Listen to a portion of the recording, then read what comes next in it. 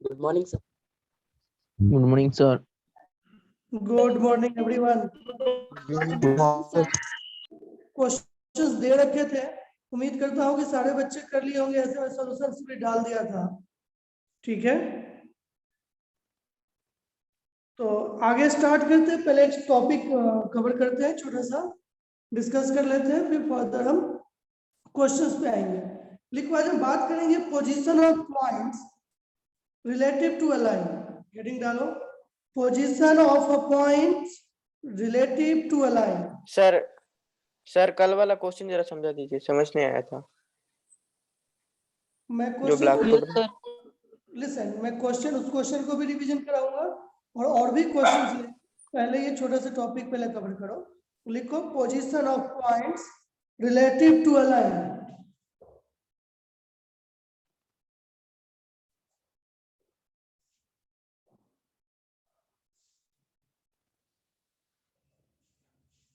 Position of a point relative to a line कहने का मतलब ये है कि एक लाइन के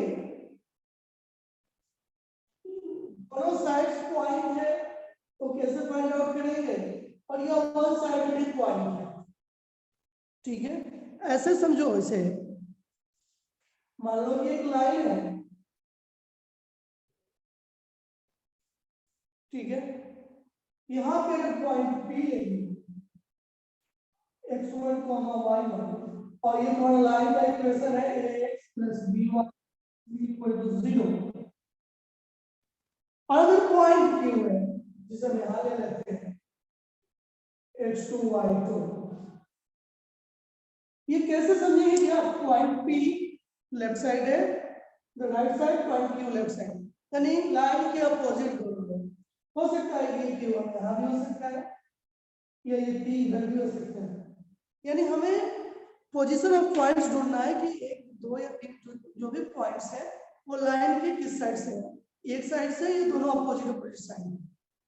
ठीक है, तो देखो, अगर हम P और Q मान लें, ठीक है, अगर हम उसको मीट करा दें,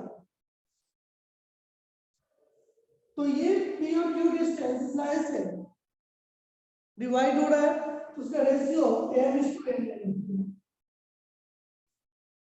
ठीक है,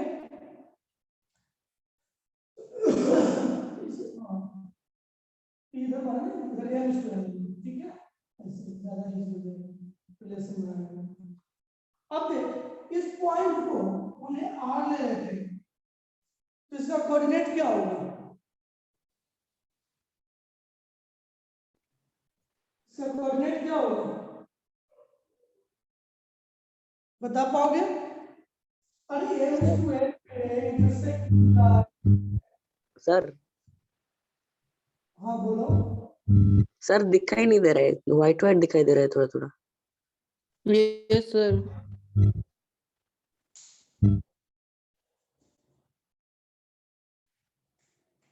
अब देखो,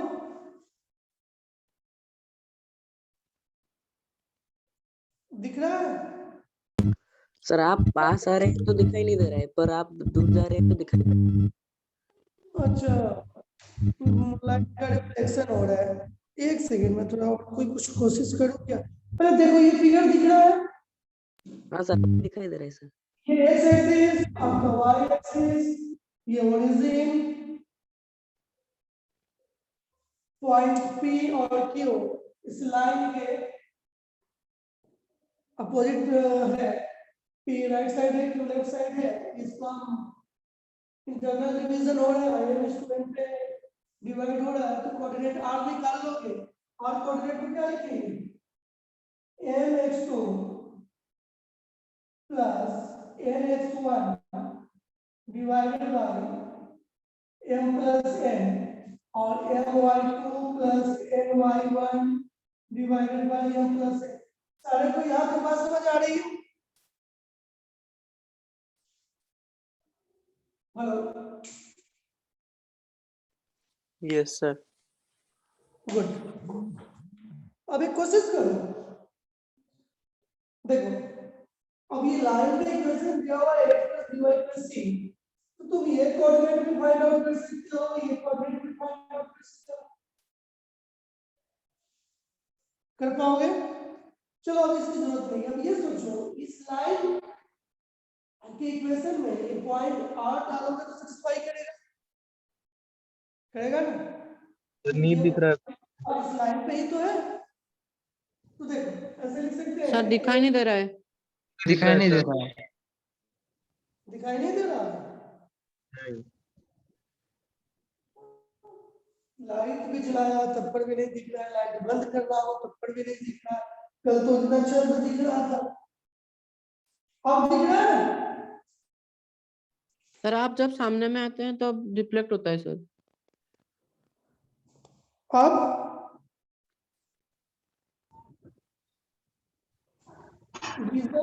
रीजन ये है ना कि शायद ऑटो फोकस्ड क्या है पता नहीं, कल तो दिख रहा था। हाँ रिफ्लेक्शन हो रहा है, जैसे आ रहा है कैमरे के सामने। चलो ऐसा दूर रहूंगा, यहाँ तक दिख रहा है x plus B Y plus equal to 0, इसे इक्वेशन 1 मान लो। और ये पॉइंट जो आपका r है, ठीक है, यानी mx2 plus nx1 divided by m plus n, my2 plus ny1 divided by m plus n, coordinate को निकाला जाता है, इसे इक्वेशन 2 मान लो। और 2 को हम 3 में डाल 1 में डाल, यानी ये कोऑर्डिनेट r लाई करेगा इक्वेशन में, यानी लाइन के इक्वेशन में। तो हम लिख सकते हैं a into mx2 plus nx1 m plus n plus b into my2 plus ny1 m plus n plus c equal to 0।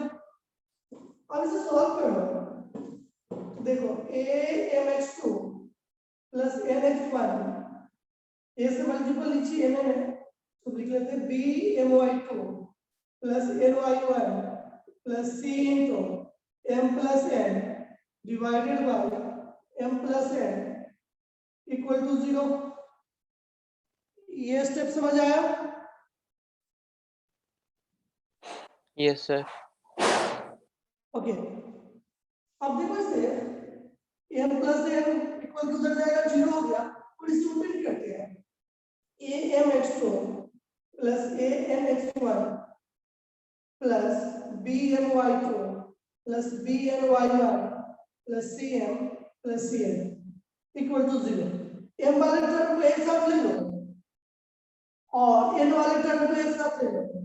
ध्यान दो यहाँ x2 में m है, y2 में भी m है और यहाँ भी m है, तो अगर m बाहर ले लेते हो तो ax2 plus by2 plus c, और n वाले को एक साथ कर लो ax1 प्लस by1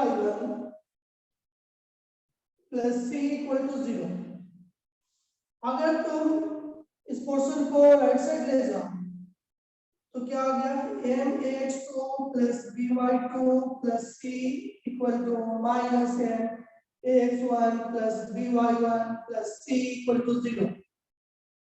n को इधर ले जाओ, इक्वेशन को उधर लेके जाओ, m by n equal to minus ax1 plus by1 plus c divided by ax2 plus by2 plus c। अगर गौर से ध्यान से देखो, हम इसके बाद इसको और आगे डिस्कस करने वाले हैं। अभी ये जो m by n जो रेशियो है इक्वेशन के लाइन में शॉर्टकट तरीके से जान लो, जो इक्वेशन है दिया हुआ लाइन का जो इक्वेशन है उसमें पॉइंट p की वैल्यू डाल दिया डिवाइडेड बाय पॉइंट q की वैल्यू डाल दिया लाइन में, और जो रेशियो आ रहा है ठीक है, और साइन माइनस साइन लगा लो। पहले यहाँ तक लिख लो, फिर हम इसके बारे में आगे डिस्कस करते हैं क्विक। और इसको इक्वेशन 3 ले लो। यहां तक किसी को समझने में दिक्कत? हमें ये इस टॉपिक से ये समझना है कि जिसकी पॉइंट P और Q लाइन के अपोजिट साइड है, तो कैसे जानेंगे कि अपोजिट साइड होगा, कैसे जानेंगे कि सेम साइड होगा, ये हम ढूंढेंगे। और ये बहुत इंपॉर्टेंट कोर्स है, ये ध्यान रखना। रेशियो जो m/n है, तो ये r निकल रहा है m/n, ये नेगेटिव आ रहा है, और इसी से सारा कुछ आपको फाइंड आउट आसानी से हो जाएगा। किसी को कोई दिक्कत? माइक को ऑन करके बोल सकते हो।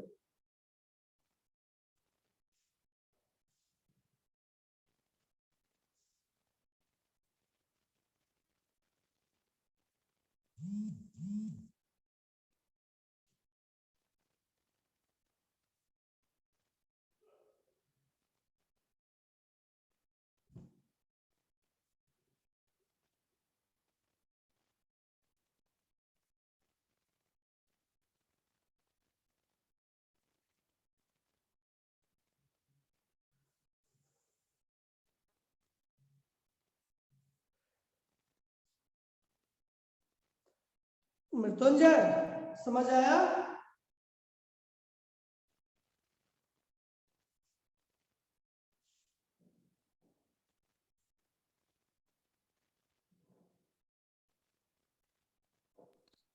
सर थोड़ा सा साइड हो जाएंगे।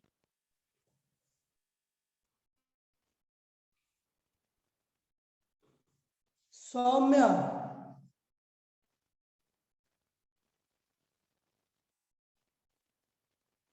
समझ आ रहा है Saumya? Yes, sir. Good. Omkar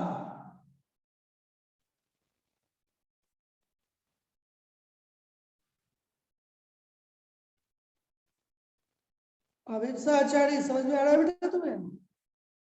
Yes, sir. Very good. जिज्ञासा Yes, sir. सौम्य स्वयं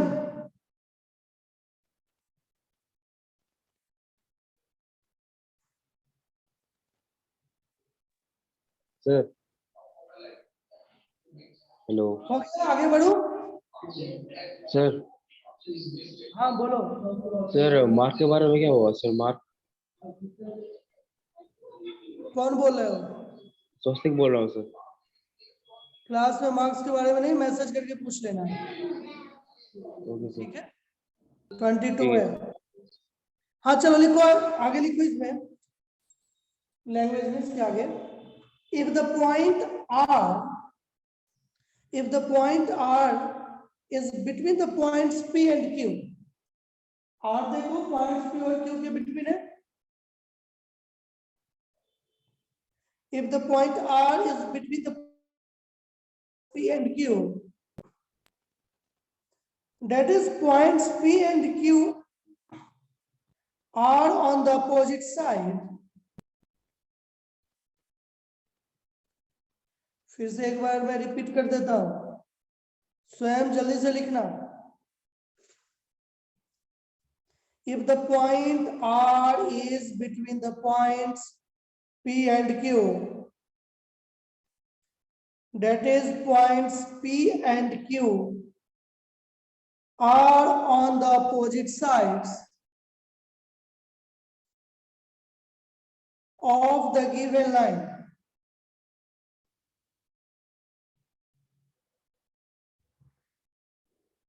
Then the ratio m is to n sir on the opposite side.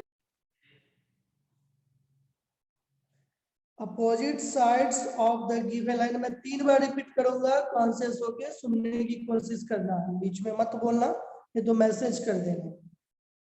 If the point R is between the points P and Q, that is points P and Q are on the opposite sides of the given line, then the ratio m is to n is positive। Then the ratio m is to n is positive। अरे सिद्धार्थ समझ आ रहा है? Yes sir समझ आ रहा है। अनामिका तुम हो कि नहीं क्लास में?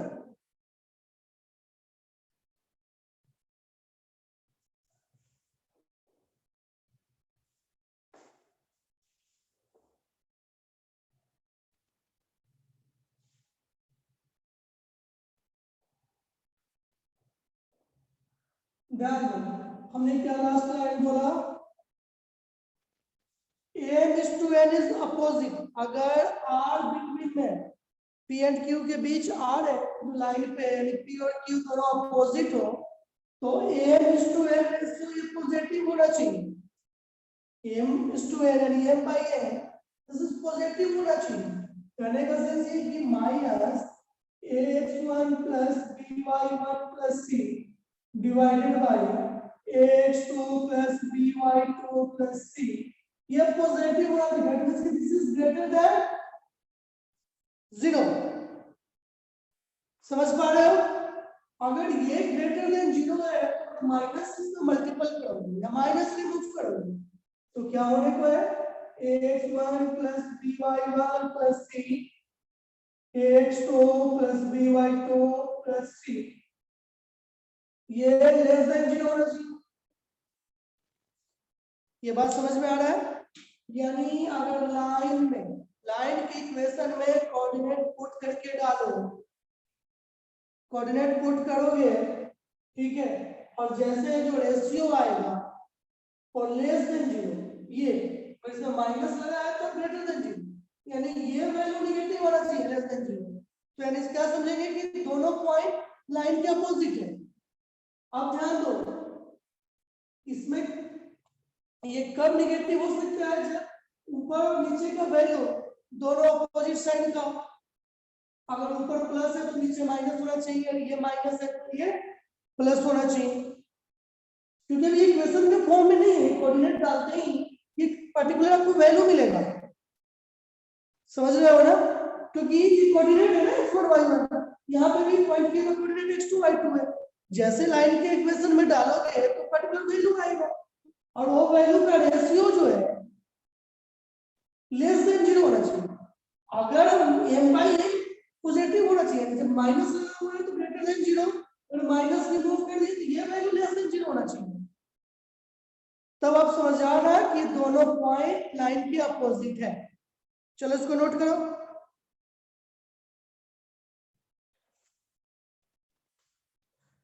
इसको एक बार ऐसे लिख लो, that is ax1 plus by1 plus c and ax2 plus by2 plus c are opposite side। ठीक है,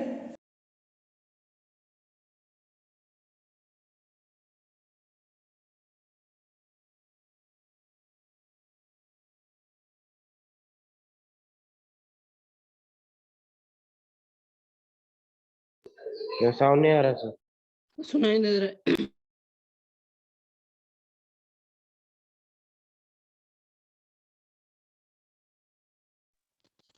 हेलो सर, सुनाई नहीं दे रहा है।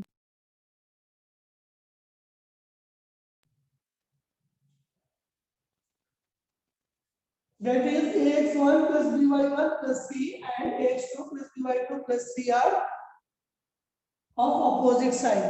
यहां तक नोट कर लिया आप लोग?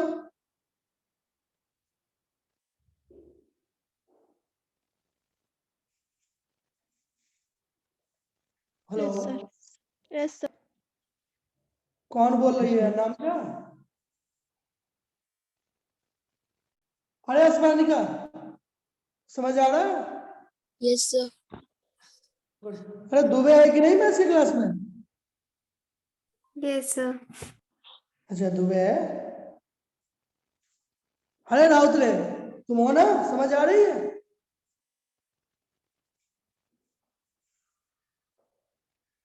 चलो आगे लिखो, इसी में आगे।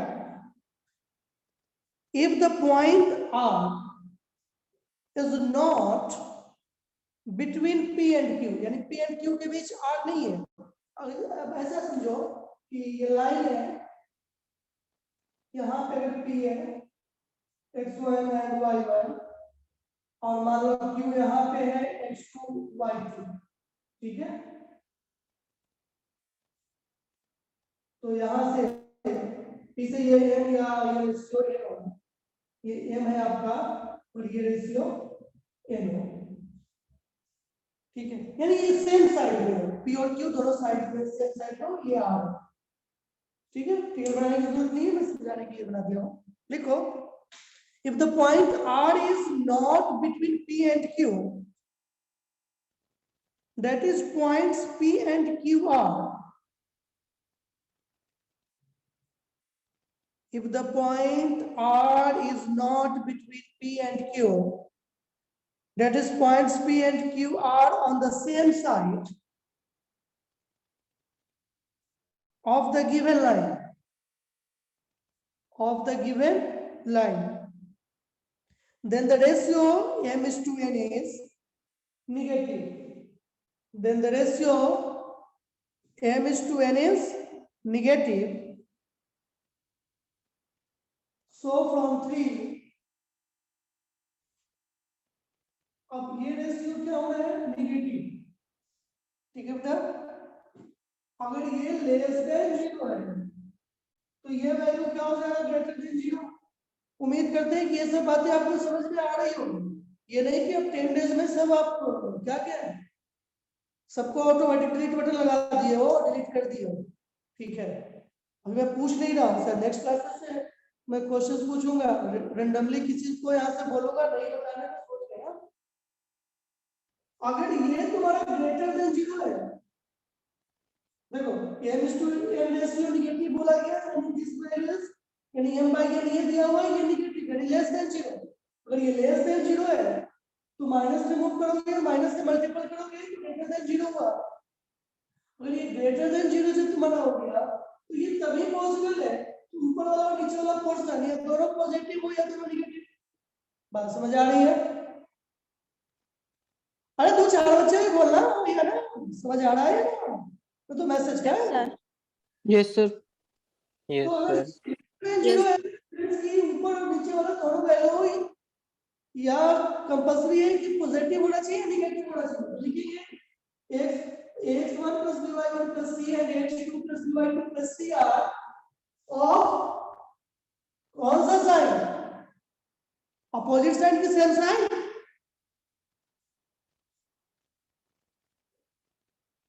हो गया? अपोजिट.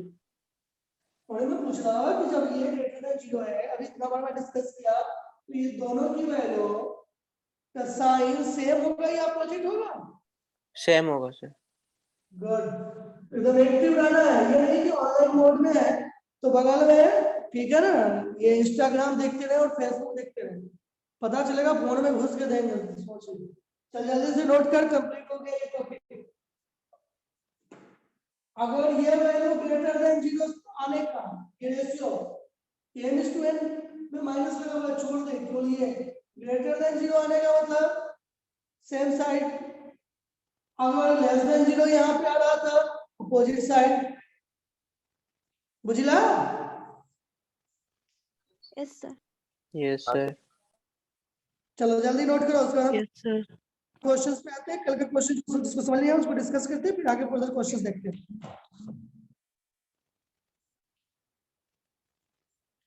अरे पांडा ब्रदर समझ आ रहा है? Yes sir. हाँ प्रियांशु.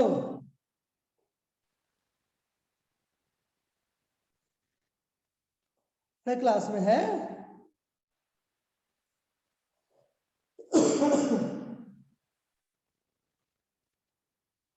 अरे नंदन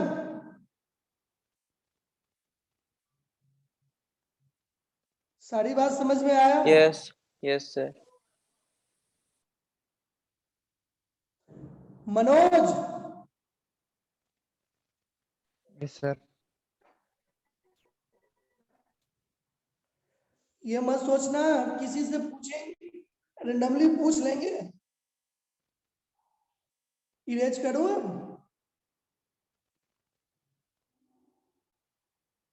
ये सर. कल के क्वेश्चंस में आपको सॉल्यूशंस भी आपके ग्रुप में डाल दिया था. उसमें दिक्कत क्या आई थी?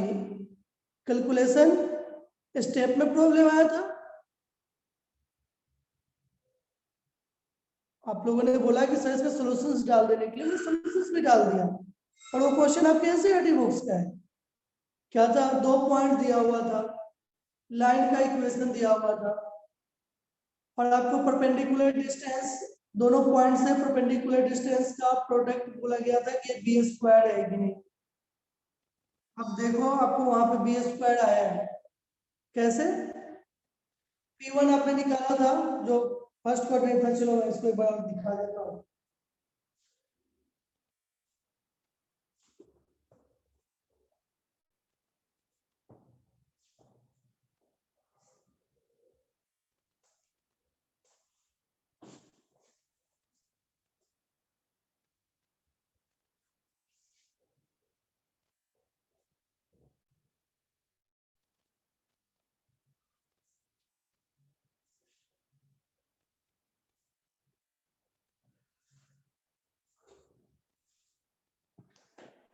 क्वेश्चन था हमारा पॉइंट्स क्या क्या था, under root A square minus B square बराबर 0, ठीक है। दूसरा पॉइंट था minus A square minus B square. Line का इक्वेशन क्या दिया हुआ था, x by A cos alpha y by B sine alpha equal to 1, ठीक है। और प्रूफ करना था इस बी स्क्वायर, अगर इस पॉइंट से इस लाइन के बीच जो परपेंडिकुलर लेंथ है और इस पॉइंट से इस लाइन के बीच जो परपेंडिकुलर लेंथ है उसका प्रोडक्ट बी स्क्वायर होना चाहिए। आपको कल बताया था,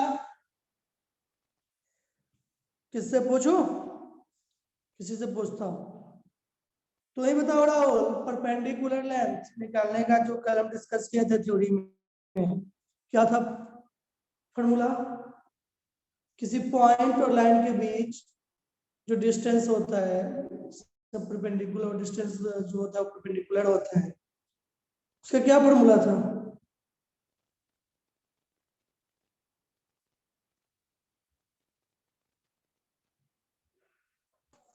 Rahul, ax plus B Y plus C by root of A square plus B square का मॉडुलस। हमारे बच्चों को बोल रहा हूँ, आपके पास नोटबुक पास में है, प्रॉपर ढंग से लिखते रहना, और कभी भी रेंडमली किसी से पूछ लूंगा और क्विक रिस्पॉन्स आने चाहिए। मेरा वही एटीट्यूड रहेगा जो क्लासरूम में रहता है, सोच लो, समझ रहे हो ना सर? हाँ, अलग बात है तुम लोगों के नहीं रहने से थोड़ा मैं उड़िया सीखा तो मैं भूल गया हूँ। चल जाओ P1 देखते हैं। यहाँ पे x की जगह पे डालेंगे, आपका फॉर्मूला पता है a x1 plus b y1 plus c divided by under root a square plus b square का मॉडुलस, या x1 और y1 क्या है, कोऑर्डिनेट पॉइंट का, या पॉइंट का कोऑर्डिनेट ये दे रखा है तो डायरेक्टली को x की जगह पे पहले तो इस इक्वेशन को सॉल्व कर लो, ज्यादा आसान हो जाएगा, फिर थोड़ा सा लेंथी हो जाएगा। इस इक्वेशन को सॉल्व करोगे तो क्या होगा, x b cos alpha y a sin alpha equal to a b direct लिख सकते हो। अरे a b का इसे हम लोग इक्वल उधर ले जाओगे a b होगा, इसमें हम बोलते हैं कि जो कंफ्यूजन नहीं होना चाहिए। जब तुम यहाँ तक पहुंच गए तो इसे ऐसे भी लिख सकते हो, x b cos alpha plus y a sin alpha minus a b equal to 0। बेटा तुम्हें इक्वेशंस के फॉर्मेट में आ गया, अब ये कोऑर्डिनेट को कहां यहां डालो, परपेंडिकुलर लेंथ p1 निकालने के लिए, तो यहाँ पे x की जगह पे क्या डालोगे, under root a square minus b square. समझ रहा है? ये मत सोचना कि जो सॉल्यूशन में सेम क्वेश्चन आज भी सब अच्छी तरह से सॉल्व कर दे। हाँ, हो सकता है b इधर कभी ये वैल्यू इधर कभी ये वैल्यू इधर हो सकता है, से परेशान मत होना, इनटू b cos अल्फा, ठीक है। अगर यहाँ पे y की जगह 0 डालोगे तो 0 हो जाएगा, तो बचा ये केवल minus a divided by x का कोएफिशिएंट क्या है, b cos अल्फा, y का कोएफिशिएंट क्या है, a sin अल्फा, तो b cos अल्फा का whole square plus a sin alpha का होल स्क्वायर अंडर रूट, और क्या करना है, मॉडुलस लगा लेना है। ये तुम्हारा P1 है। P2 भी निकाल लेते हैं, चाहो तो इसे और आगे सॉल्व कर सकते हो, कोई दिक्कत नहीं है। डायरेक्ट P2 निकालते हैं।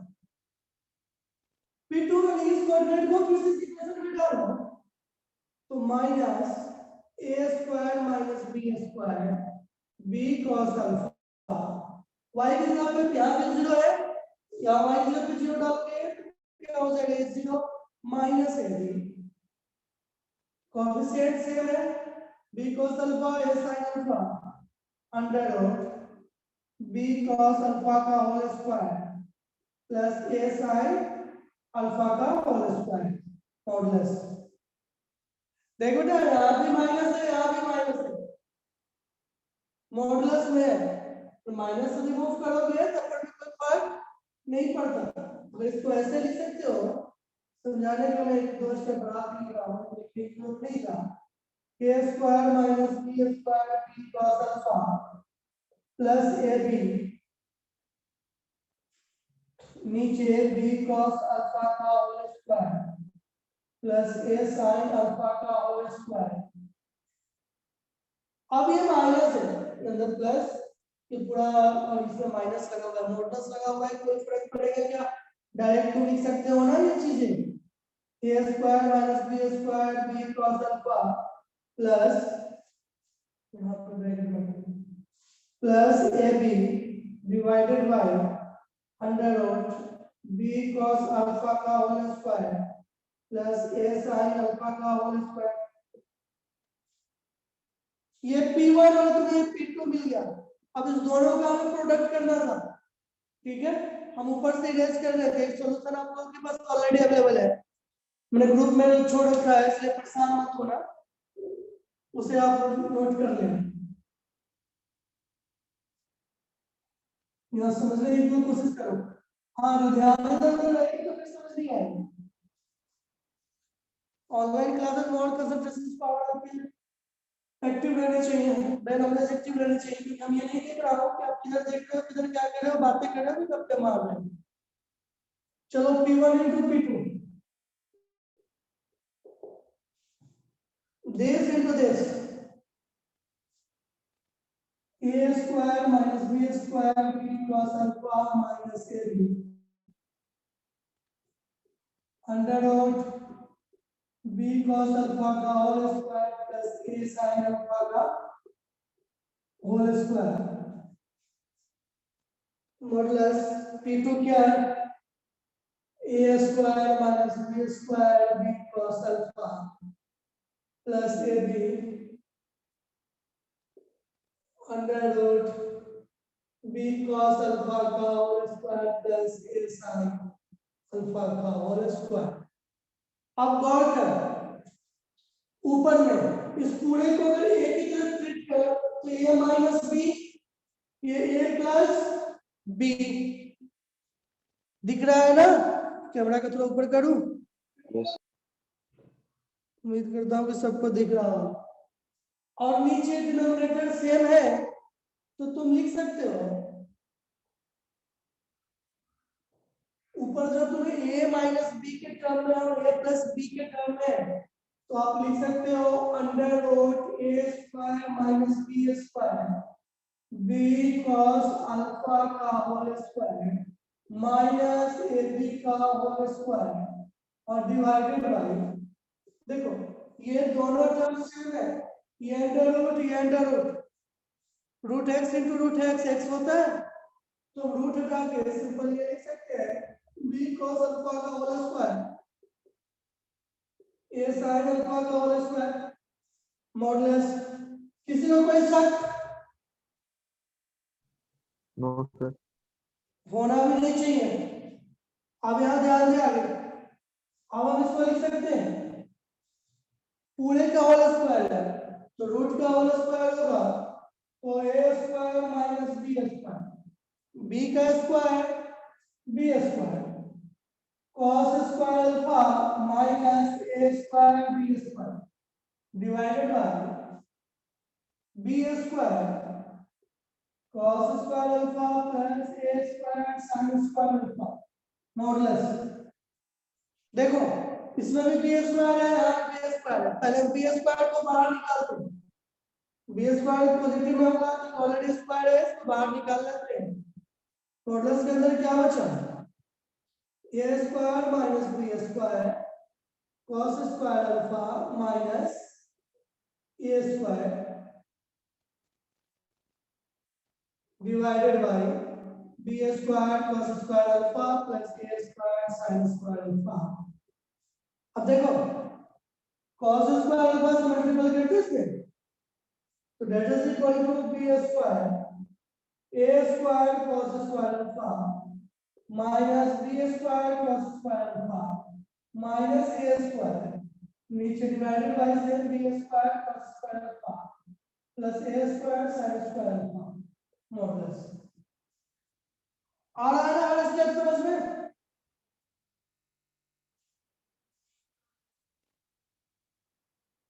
ना समझ में आया पूछ लेना। अब देख A square plus square alpha minus A square, इसमें से ए स्क्वायर कॉमन है तो ये B square plus square alpha है और B square plus square alpha है, तो ये बी स्क्वायर वाले को कुछ छेड़ने की जरूरत नहीं है। इसके और इसके बीच देख क्या रिलेशन आ रहा है, अगर हम इसमें और इसमें माइनस ए स्क्वायर कॉमन लेते हैं, बी स्क्वायर यानी माइनस ए स्क्वायर कॉमन लेते हैं तो ये बेटा 1 हो गया, 1 माइनस यहाँ से A square minus A square common होगा तो माइनस बच जाएगा, माइनस cos स्क्वायर अल्फा और वो टर्म ऑलरेडी है minus B square cos square alpha, B square cos square alpha plus A square sin square alpha. अब देख 1 माइनस cos स्क्वायर अल्फा क्या होगा, sin स्क्वायर अल्फा होगा,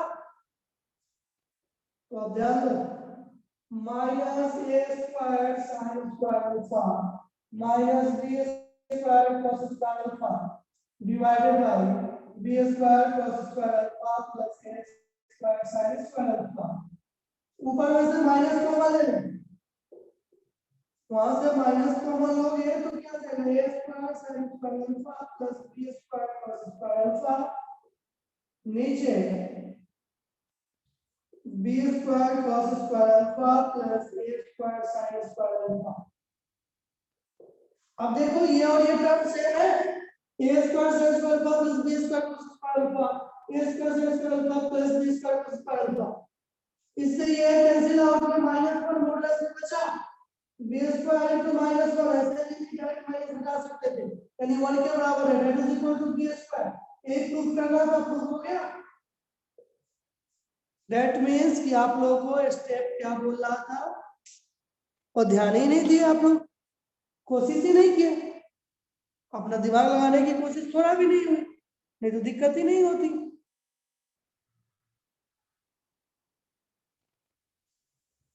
क्लियर हो गया? आगे की तरफ चले।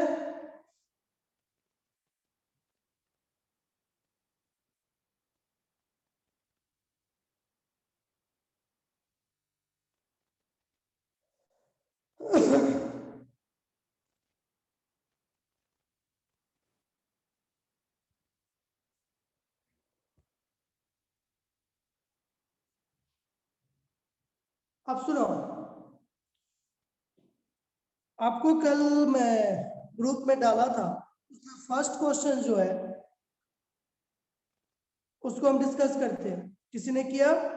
हमने 5 क्वेश्चंस डाला था, एक क्वेश्चन क्लास में डिस्कस कर लिया था, सेकंड क्वेश्चन छोड़ के गया था, इसका सॉल्यूशन भेजा आप लोगों के कहने पे। बाकी के 3 क्वेश्चंस आप लोगों ने ट्राई किया?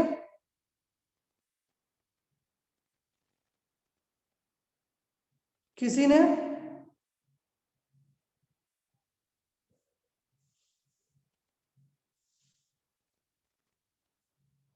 अगर डीपीपी में सेंड करो तो आपको सॉल्व करके ग्रुप में डालना है, पूरा अपने प्रॉपर ढंग से नाम लिखकर और कितना क्वेश्चन हुआ है। मैं सारे उन बच्चों को बोल रहा हूँ जो जिनका 100% मैथ्स, हाँ जो मैथ्स बायो दोनों ले रखे हैं, क्या ऐसे ही पढ़ते चाहे तो वो भी ये चीजें कर सकते हैं, बाकी तुम्हारी मर्जी। ये भूल मत करना कि नहीं डालेंगे तो सर नहीं पूछेंगे, हर रोज मैं अपडेट लूंगा। 3 क्वेश्चन दिया था, किसी ने नहीं किया, कोई जवाब नहीं। चलो फर्स्ट क्वेश्चन डिस्कस करते हैं सबके पास। और जब भी जो आपको नोट्स भेजा गया हो या क्वेश्चन भेजा गया हो, कुछ भी उसे प्रॉपर ढंग से नोटबुक में नोट कर ले। ये मत सोचो कि अब तो पीडीएफ फॉर्मेट में है, मेरा हो जाएगा, कल चल जाएगा, फिर देख लेंगे हो जाएगा। ऐसा कुछ नहीं, प्रॉपर ढंग से अपना काम कीजिए जैसे करते हैं। आफ्टर लॉकडाउन फिर मिलेंगे तो पूरे चेक करेंगे कि अपने प्रॉपर ढंग से नोटबुक तैयार किए हैं कि नहीं, काम किए हैं कि नहीं। तो ये गलती मत कीजिएगा। चलिए लिखिए, क्वेश्चंस लिखने की जरूरत नहीं है, मतलब ऑलरेडी आप लोगों के पास है। मैं उसको एक बार रीड करता हूँ, फिर उसको डिस्कस करता हूँ। If P is the length of the perpendicular from the origin to the line x by a plus y by b equal to 1। अच्छा ये बताओ, x by a plus y by b equal to 1 ये line का equation है, किस format में दिया हुआ है?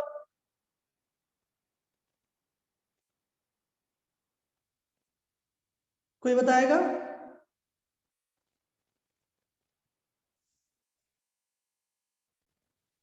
यानी पिछले जब से छुट्टी हुआ है 25 दिसंबर से टिल अभी तक, यानी 15 डेज में आप लोगों ने ये बता रहे हैं कि आप लोगों ने बिल्कुल नहीं पढ़ी।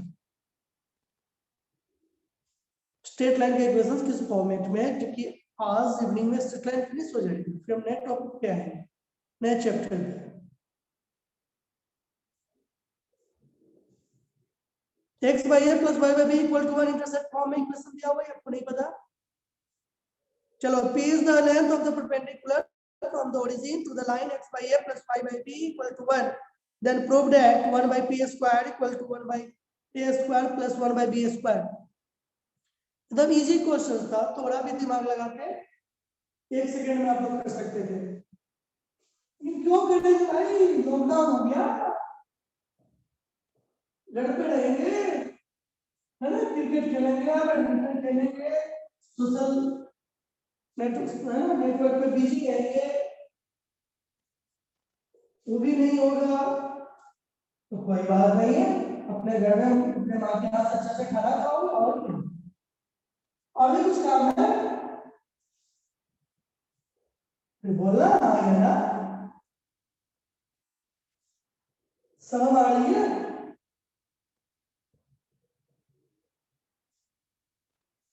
तो मैं चाहूंगा कि तुम लोग क्लास लेते हो, कभी कभी आपके पेरेंट्स भी साथ में बैठे रहे और फिर उन्हें समझ में आए कि कितना आप लोग पढ़ते हैं, क्वेश्चन पूछने पे क्या बोल रहे हैं।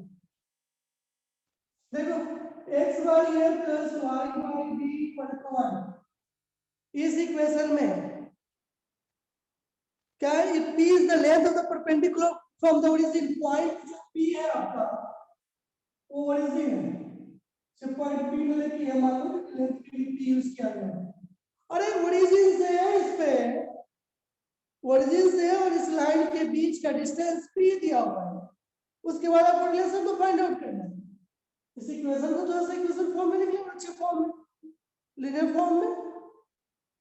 तो क्या हो जाएगा, bx plus ay equal to में भी तो बताने की जरूरत है, क्या लगाएंगे, bx plus ay minus ab equal to 0। अरे इतना तो आता होगा। अगर ये आपके लाइन के इक्वेशन दिया हुआ है, पॉइंट दिया हुआ है, परपेंडिकुलर लेंथ p भी बोल रहा है, तो क्या लिखेंगे, p इक्वल टू डालो यहाँ पे b into 0 a into 0 minus ab root under b square plus a square modulus, यही तो होगा।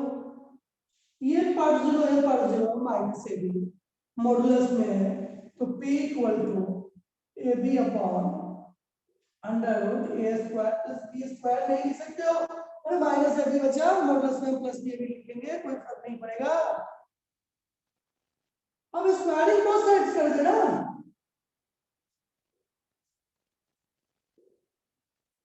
स्क्वायरिंग बोथ साइड्स, तो p square equal to ab square under root a square plus b square. Squaring के इसलिए modulus गायब हो गया, परेशान होने की बात नहीं है। P square equal to A square B square upon A square plus B square, square करोगे क्या हो जाएगा। अब इसको क्या करोगे, उलट दो, क्योंकि 1/p स्क्वायर के फॉर्मेट में है। तो 1/p square equal to A square plus B square upon A square into B square. अब अलग अलग कर सकते हो, A square upon A square B square plus B square upon A square B square. A square से square मर गया, B square से बी स्क्वायर मर गया, अरे बचा क्या 1/p square 1/a square plus 1/b square पर साथ अपना क्या 1/b स्क्वायर था, सो इधर क्यों लिख दी, इधर क्यों लिख दिया। इतना समझ सकते हो, क्लास 11th में आ गए हैं। बुझला, प्रूफ हुआ कि नहीं, यही तो प्रूफ करना था।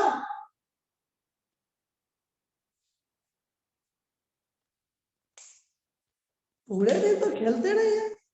चलो, किसी को डाउट कंफ्यूजन किसी स्टेप में, सोचने में समझने में, पूछ लो।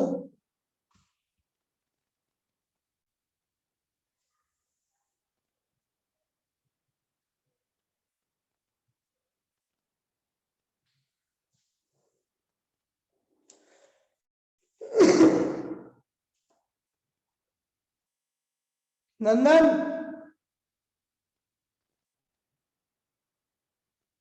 नहीं है क्या? Yes sir, yes sir. कहीं दिक्कत समझने में? No sir. अरे प्रियांशु हो कि नहीं क्लास में?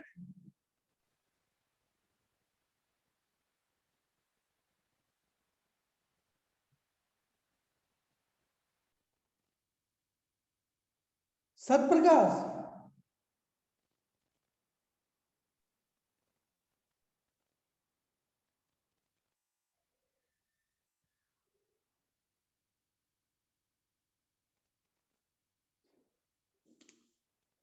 नहीं है ना ये दोनों बच्चा।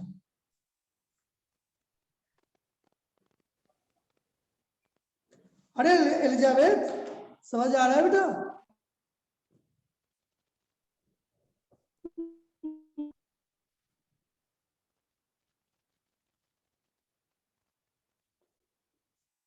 चलो एक क्वेश्चन अभी लेते हैं, position of relative to a line पे। रिमेनिंग जो दो क्वेश्चन इसमें है वो आप खुद करेंगे। पहले अभी जो टॉपिक डिस्कस किया उस पे एक क्वेश्चन लेते हैं, फिर इस क्वेश्चन पे आते हैं।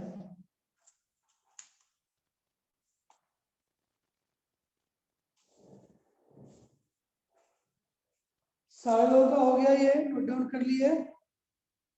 चलो लिखो question. Yes sir.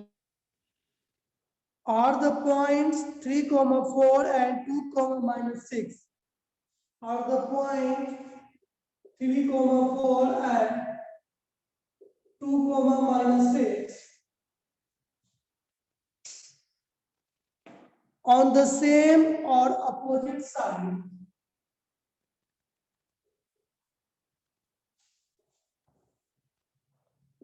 On the same or opposite side of the line.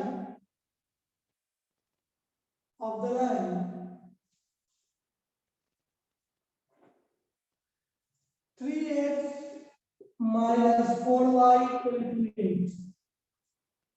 ये दोनों पॉइंट सेम साइड है या अपोजिट साइड, ये क्वेश्चन पूछा गया है, जल्दी से बताओ।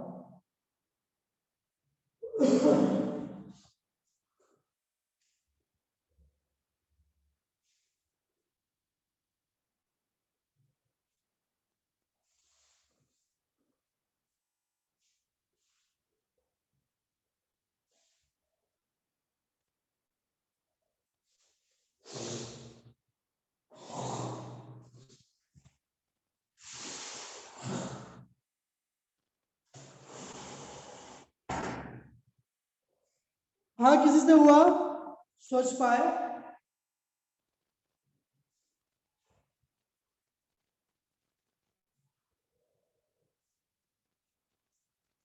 किसी से हुआ सोच पाए कि नहीं?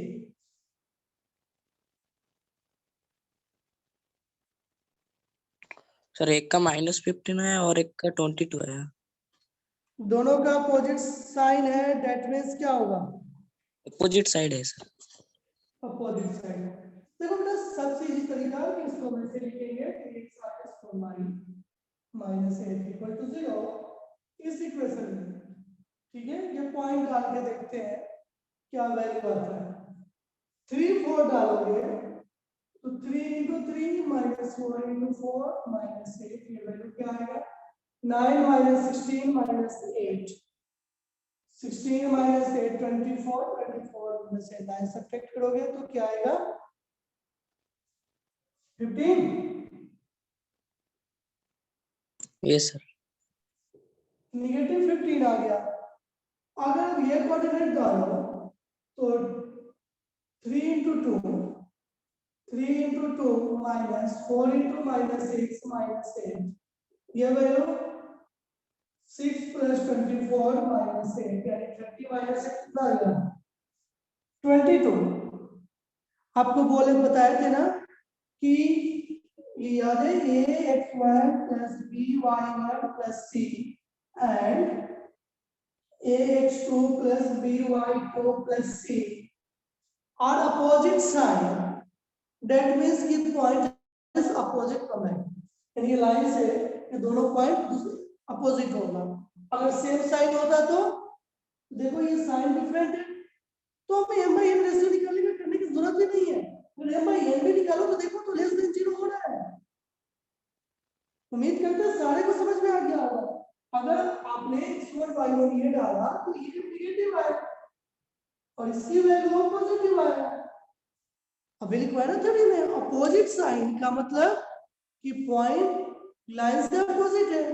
अगर सेम साइन होता तो दोनों पॉइंट लाइन के मतलब सेम ही साइड होता, मतलब एक साइड ही होता दोनों पॉइंट्स। उम्मीद करते हैं कि ये क्वेश्चन समझ आ गया होगा। Hello Yes sir. Yes sir. Yes, sir. Yes sir. तो हम इस क्वेश्चंस को डिस्कस कर लेते हैं। क्वेश्चन नंबर 2 फिर 2 हमने करा दिया था। 3 देखो 3 क्वेश्चंस पे आ जाओ। क्या है? Two sides of A square lie on the lines x plus y equal to 1 and x plus y plus 2 equal to 0. What is its area?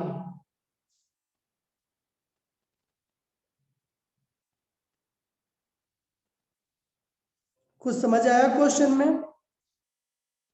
Two sides of A square lie on the lines,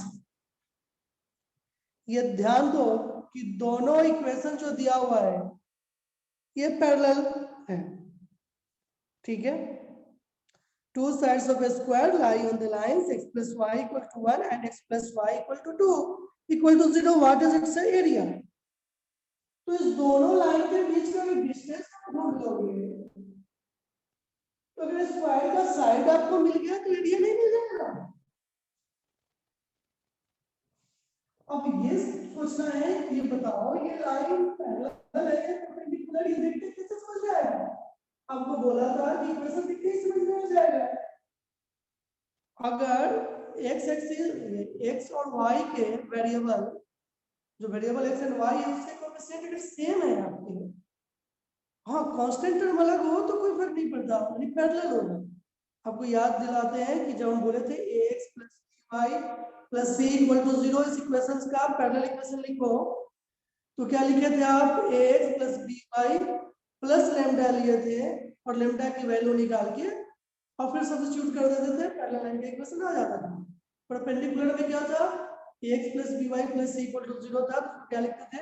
ax plus by की जगह पे क्या करते थे? bx minus ay करते थे plus lambda करते थे। तो यहाँ ध्यान दो इक्वेशन है आपके पास x plus y equal to 1, x plus y equal to 1 और दूसरा इक्वेशन है x plus y plus 2, x plus y plus 2 equal to 0। इसको लिखना चाहोगे तो x plus y minus 1 equal to 0 लिख सकते हो। ठीक है, जब आप इसको ये लिख रहे हैं, ये देखो x plus y और x plus y का कोएफिशिएंट सेम है कांस्टेंट लगा कोई फर्क नहीं पड़ता, ये पैरेलल इक्वेशन है ना, पैरेलल लाइन है, ठीक है। अब देखो, अगर ये दो पैरेलल लाइन दिया हुआ है, इसका इक्वेशन है x + y - 1 = 0, दूसरा दिया हुआ है x + y + 2 = 0, ऐसे परपेंडिकुलर लेंथ को निकाल लेते हो, ठीक है, परपेंडिकुलर लेंथ निकाल लेते हो, तो ये साइड ही तो है। जब आपके स्क्वायर के साइड मिल गया तो एरिया आसानी से निकाल लोगे। तो ये कैसे निकालोगे? अब देखो, इस पॉइंट को कुछ मान मानना पड़ेगा, x और y क्या लिखोगे? लेट x = t, क्या बताया था इसे कोशिश करने के लिए? अगर x t है तो x की जगह पे t डालोगे, तो t + y - 1 = y = -t + 1, y की वैल्यू क्या आ गया? तो ये कोऑर्डिनेट जो मेरा x, y है, इस कोऑर्डिनेट को मान लिया x, y, तो बेसिकली x, y में t, -t + 1, ये पॉइंट P1, ये पॉइंट P आपका क्या आ गया? t, -t + 1। अब इस पॉइंट से इस लाइन के बीच का परपेंडिकुलर लेंथ है तो स्क्वायर का साइड है, डालो इसमें परपेंडिकुलर लेंथ के लिए p यूज कर लेते हैं, स्मॉल p, p = उसमें डालो t + -t + 1 + 2, नीचे डिवाइडेड बाय 1 का स्क्वायर + 1 का स्क्वायर मॉडुलस, ठीक है।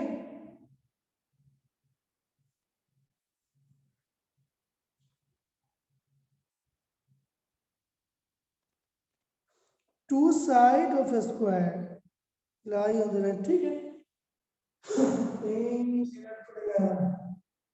इसको सॉल्व करो तो t - t + 1 + 2, नीचे 1 + 1 √2, t से t बेटा कैंसिल आउट, 2 1 3, यानी 3/√2,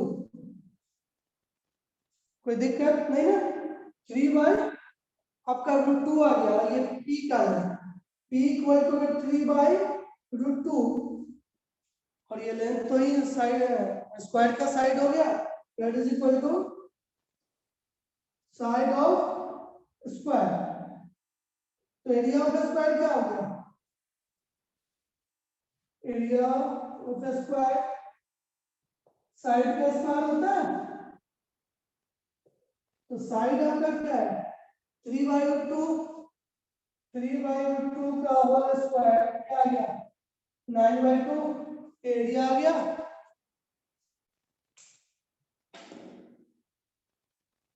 किसी को कहीं दिक्कत समझने में?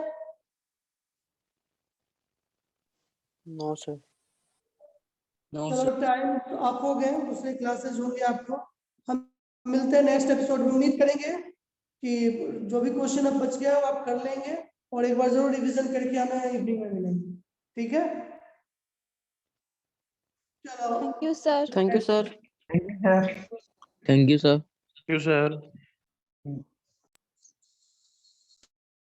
Thank you, sir.